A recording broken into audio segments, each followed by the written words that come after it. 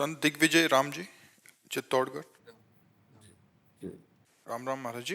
महाराज जी, एक बार राम नाम से उद्धार हो जाता है, ऐसी संत वाणी में आता है महाराज जी, तो बार हमारी भी बार क्यों वाणी नाम जी लिया में जाए? आता है, पर शर्त है, एक बार जिन नाम लिय हित सो होए अति दीन, समस्त अहंकार गलित अति दैन्य। और हित माने प्रेम, यही बात रुक जाती है। मिले न रघुपत बिनु अनुरागा। प्रेम, पहले प्रेम प्रकट हो ना, तो लाखों करोड़ों अरबों बार जपे हम, प्रेम प्रकट हो जाए, फिर एक बार जब निकलेगा तो उससे भगवत प्राप्ति होगी। एक बार जिन नाम लिए हित सो होए अति दीन, ताको संग न छाड़ही ध्रुव अपनो करिलीन। उसका प्रभु साथ नहीं छोड़ते। जो प्रेम से अति दैन्य, जिसका संपूर्ण अहंकार गलित हो चुका है और जो भगवत प्रेम को प्राप्त हो चुका है, एक बार पुकारता है तो भगवान उसके सामने होते हैं। समझ रहे ना? हाँ। और 10 नामापराधों से रहित होकर के जो भगवान नाम जप करता है वो प्रीति को प्राप्त होता है। तो हमें बार बार नाम जप करना है, सावधानी पूर्वक करना है, हमारा अहंकार गलित हो जाए हमारा, और धीरे धीरे नामाकार वृत्ति करनी है। जैसे माला हाथ में चल रहा है, मुख में नाम चल रहा है, लेकिन मन संसार में चल रहा है, तो कनेक्शन सही नहीं है। तीनों चीजें एक बार होनी चाहिए।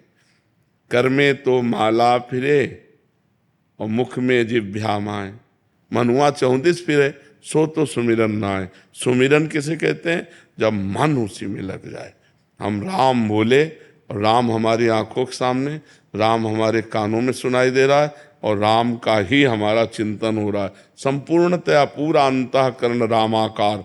वो उस भजन बहुत जल्दी, पर प्रारंभ में सबकी दशा थोड़ी इतनी होगी। इसलिए कहा जाता है भाव को भाव अनख आलस हो, नाम जपत मंगल दिशि दस हो। 10 दिशाओं में उसका मंगल होता है, चाहे भाव से जपो चाहे कुभाव से जपो। पर इतने से जब आगे बढ़ता है तब उसकी बात होती है कि मन के साथ सुमिरन होना चाहिए, क्योंकि बंधन और मोक्ष मन का है। मन विषयों में लगा तो बंधन का कारण है, और मन भगवान में लगा तो मोक्ष का कारण है। भगवान अजामिल का जैसे उदाहरण, हाँ, अंतिम समय, अंतिम समय उसका अंतिम समय था, और उसने अपने पुत्र के बहाने नारायण पुकारा। लेकिन नाम की इतनी महिमा है, भगवान के नाम की, कि नारायण तो अंतिम समय, नारायण इतने में श्वास पूरी हो गई और यमदूतों ने गला दबा दिया। उतने में भगवान के पास आ गए कि अब कैसे आपका अधिकार है, क्योंकि इसने अंतिम समय में नारायण नाम लिया है। अंतिम समय के उच्चारण के कारण, नाम उच्चारण के कारण, भाव वहां नहीं था। भाव तो पुत्र का था ना, बिना भाव के उसने नारायण नाम ने अपना चमत्कार दिखा दिया। यही भगवान के नाम की महिमा है। अंतिम समय के कारण उस नाम का प्रभाव पड़ा।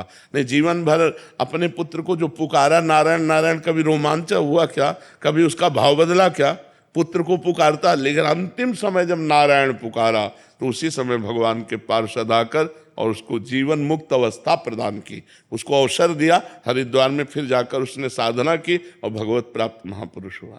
हमारे यहाँ रामचरण जी महाराज हुए भगवान आचार्य, राम स्नेह संप्रदाय के। उन्होंने फरमाया है कि अजान भजिया का यह शरणाना, तो जान भजिया का कहाँ भक्त। हाँ, अगर हम जान करके नारायण नारायण जपेंगे तो हमारा कल्याण क्यों नहीं हो जाएगा? बिल्कुल बिल्कुल। एक छोटा सा और भाव है भगवान, नाम जप, सत्संग और प्राणी मात्र की सेवा, 3 अलग अलग है, पर श्रेष्ठ मार्ग क्या है भगवान? तीनों बराबर है, क्योंकि हम जैसे नाम जप कर रहे हैं तो नाम जप बिना संत संग के नहीं होगा। भजन न होए संग बिन, भजन बिना नहीं प्रेम। तो भजन का मूल है सत्संग, सत्संग से भजन होगा और भजन से ही प्रेम प्राप्ति होगी। और सत्संग और भजन दोनों का फल है कि समाज में, व्यवहार में, हम सब में परोपकार की भावना और भगवत भावना करें। तो तीनों का एक कनेक्शन जुड़ा हुआ है। तीनों में से एक भी हट जाए तो मामला गड़बड़ हो जाएगा। अगर हमारा व्यवहार बिगड़ गया हम भजनानंदी हैं तो हमें भजन में विक्षेप पड़ जाएगा।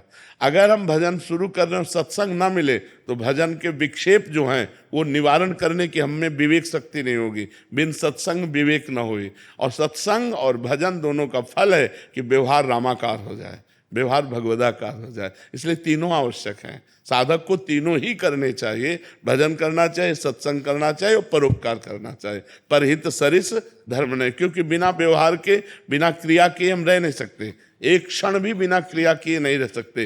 तो हम केवल भजन में एकांत में बैठे हुए हैं, लेकिन कभी तो व्यवहार में जाना पड़ेगा। जब व्यवहार में हम जाएं तो परोपकार की भावना रखें, परहित की भावना रखें। उसका कल्याण कैसे होगा, उसको सुख कैसे मिलेगा, उसको शांति कैसे मिलेगी, ये हमारे विचार हो, तभी हम साधक हैं, तभी हम साधु हैं। तो तीनों बातें आवश्यक हैं। इसमें श्रेष्ठता सत्संग की है, क्योंकि सत्संग से ही भजन और परोपकार दोनों धाराएं फूटती हैं। अगर सत्संग ना हो तो भजन में रुचि नहीं होगी, भजन प्रारंभ भी नहीं होगा। सबसे मूल कार्य है सत्संग, और सत्संग से भजन, और सत्संग भजन दोनों से परोपकार की भावना।